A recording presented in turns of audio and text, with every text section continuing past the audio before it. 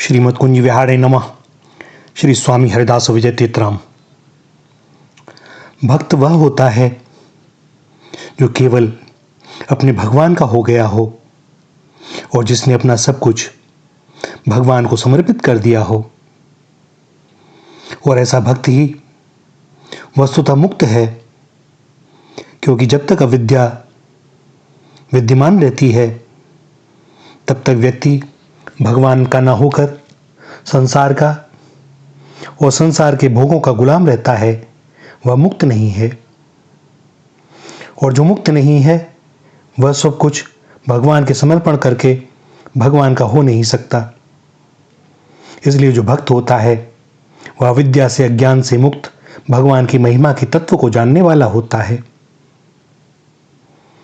भगवान की महिमा के तत्व को यथार्थ रूप में जानने के लिए भी भक्ति की आवश्यकता होती है, क्योंकि कोई हमारे कितने ही अति समीप क्यों ना हो, उसकी अंतरंगता के बिना उनके यथार्थ तत्व को, उनके हृदय की बात को कोई जान नहीं सकता।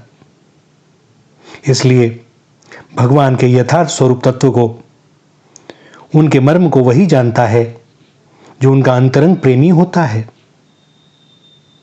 इस अंतरंग प्रेम को ही पराभक्ति कहते हैं, और इस अंतरंग प्रेम में ही यथार्थ ज्ञान प्राप्त होता है।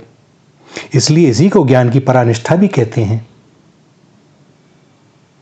अंतरंग प्रेम के या पराभक्ति के लिए भी पहले ज्ञान की आवश्यकता होती है, क्योंकि कोई बिना कुछ जाने कैसे किसी के साथ प्रेम करेगा।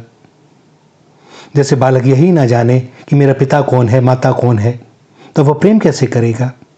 प्रेम तो है उसके हृदय में।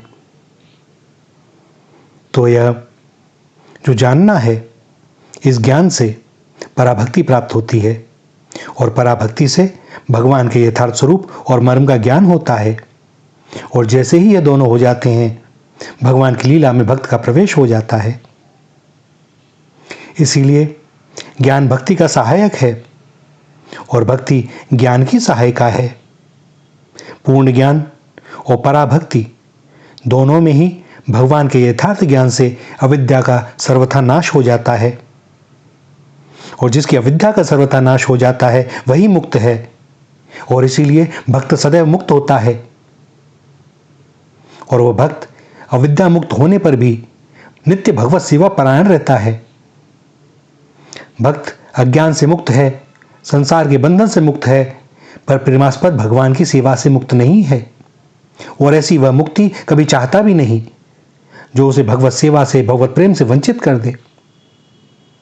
बल्कि यदि उसे भगवान भी कुछ देना चाहें तो वह सेवा से वंचित करने वाली उस मुक्ति को स्वीकार नहीं करता।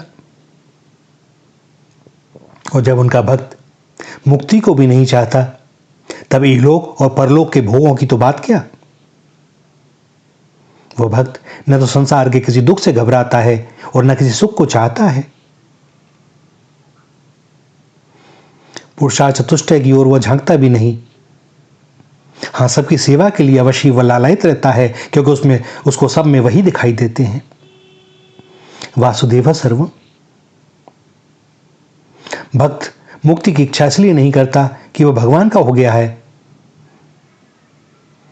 वरन इसलिए भी क्योंकि उसकी कोई स्वतंत्र इच्छा रही ही नहीं,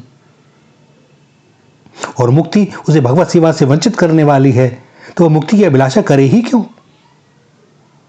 वह तो भगवत सेवा की अभिलाषा करता है। वह तो कहता है, मुझे बार बार आप जन्म दें और मैं बार बार आपकी सेवा करूं, आपसे प्रेम करूं, आपके श्री चरणारविंदों में मेरी प्रीति हो।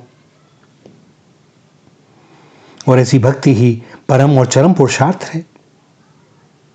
यह भक्त भगवान की लीला में प्रवेश करके भगवान के मन से मनस्वी, भगवान के प्राणों से अनुप्राणित और भगवान की प्रेरणा से ही प्रेरित होता है।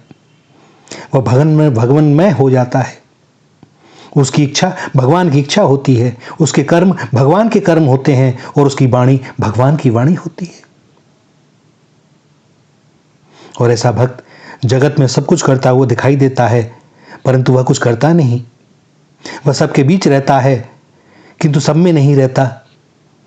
वह सबसे बातचीत करता हुआ दिखाई देता है, लेकिन वह किसी से नहीं बोलता। क्योंकि उसके द्वारा भगवान ही अपना सारा कार्य करते हैं। भगवान के अहेतु की कृपा के कारण, उनके प्रेमाधिक्य के कारण ऐसा भक्त भगवान में ही निवास करता है और जब भी बात करता है भगवान से ही करता है। निहारता है तो उन्हीं को निहारता है। श्री राधा, श्री राधा, श्री राधा।